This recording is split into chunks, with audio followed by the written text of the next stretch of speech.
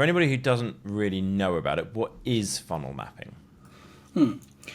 So funnel mapping is a process of visualizing the steps that your potential customers can go through from the initial awareness stage, so from where they can hear about you, to having them as leads to final conversions or purchases. Basically, we try to outline each stage of the customer journey.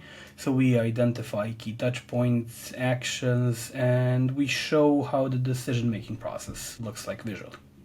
Great. Okay. Why? Why do we map out those funnels for people?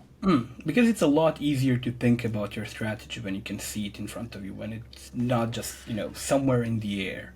And it allows us with KPI tracking. We always start with KPI tracking.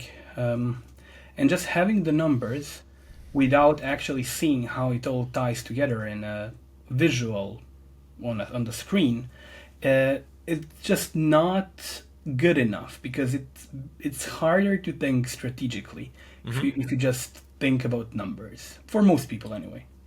Yeah. Not for you, of course.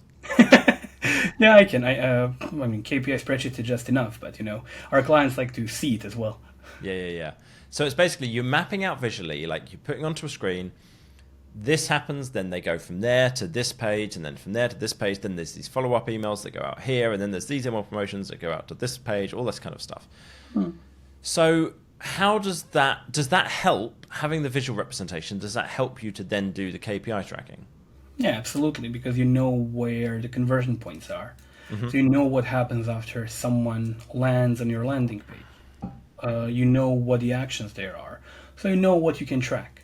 So, example, someone does YouTube ads, or someone does any sort of ads, or just YouTube.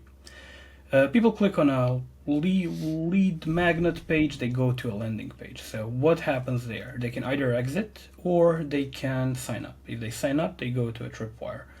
If they see the tripwire, they can go to the checkout. Knowing that and showing that visually, especially if you have the benchmarks, can allow you to then understand where to focus on.